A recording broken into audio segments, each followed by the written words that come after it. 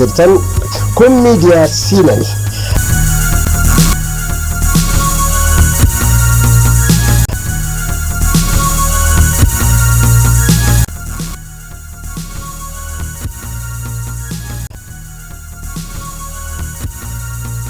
Filoosoferoonni karaa sirrii hin barsiisne negative philosopher jedhamu. Isaan kun illee bu'aa akkanaa buusuu danda'u.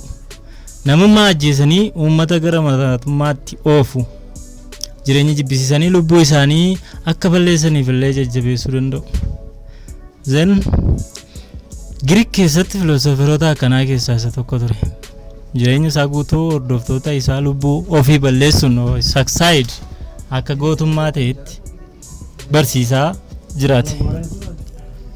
Sababa barsiisaa isaa kanaafis namoonni kumaatamaan lakkaa'aman lubbuu ofii isaanii salphaatti balleessanii jiru. Garuu jireenya hiikaa hin qabdu. Akkasumas bu'aa illee hin qabdu. Addunyaa kana irra sodaattee jiraachaa jirta. Isa qofaa qabda. Sodaa kana haquuf immoo lubbuu kee balleessii guutummaa jireenya kee xumuradhu jedhee barsiisaa ture. Namoota baay'ee amansiisa. Jireenyi bu'aa maalii siif qaba? Hanga ammaatti maal dalagdee? Kana booda immoo maal dalaguuf jirta? Kana hundaa dhiisii kabajaadhaan of ajjeesii jedha. Haala kanaan barsiisaa ture. Zen garuu ofii isaatiif gaaf tokko waan of ajjeesuu jedhu ofirratti yaala hin beeku. Waggoota 90 lafa kanarra jiraate.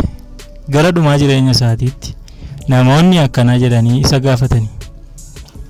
Namoonni kumaatamaan lakkaa'aman sababa barsiisaa keetiin lubbuu ofii isaanii balleessaniiru. Ati akkamitti of ajjeesuu diddee waggoota hamma kana lafa kanarra jiraattee ittiin jedhan. Innis haala kana nama ajaa'ibsiisuun dhugaadha jiraachuun qaba ture. Utuu ani hin jiraanne filosoofii koo eenyutu barsiisaa? Eenyutu gootummaa akkanaa itti barsiisaa? Gootummaa akkanaallee eenyutu hubachiisaa? Kallattii jireenya dhugaa hordoftootaa koo agarsiiseen jira. Hundi isaanii of ajjeesuu isaaniitti gammadeera jedhe. Amma nagaadhaan hin boqodha. Hojii koottis xumureera jechuun deebise. Ilaalaa. Namoonni baay'een kaayyoo isaanii jiraachuuf jedhanii jireenya kee balleessu. Namoonni summii liqimsan akka jireenya isaaniitiif sitti hin fayyadamneef of eeggadhu. Barsiisaa fi gorsa namootaa adda baasiitii adeemi. Ergaa amma armaan olitti isinitti himame kana akka irraa barattanii hubattan abdii qabna. Siinan Entertainment subscribe gochuu akka hin daganne.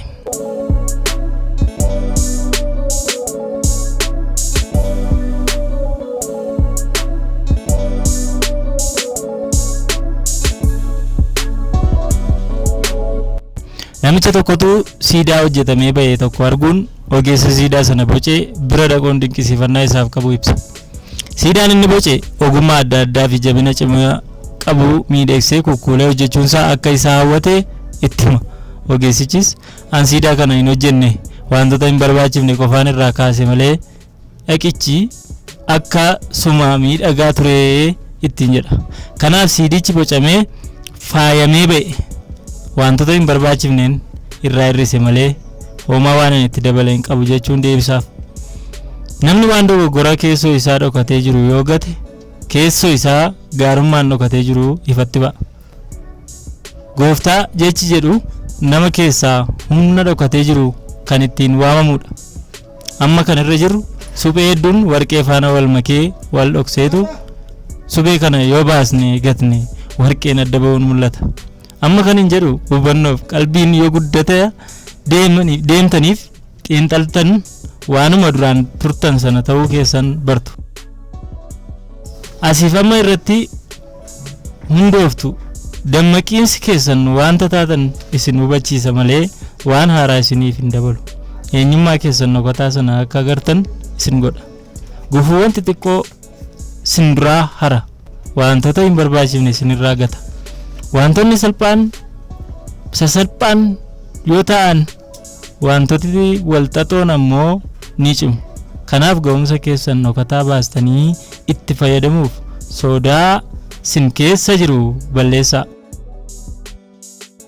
Akka dandeessan nan amana. Ergaa kana walitti dubbatame irraa waan hedduu akka isin barattan abdii qabna. Ammas channel kana subscribe, like, share gochuudhaan yaada qabdan illee asirratti nuuf dhiyeessuu dandeessu. Galatooma.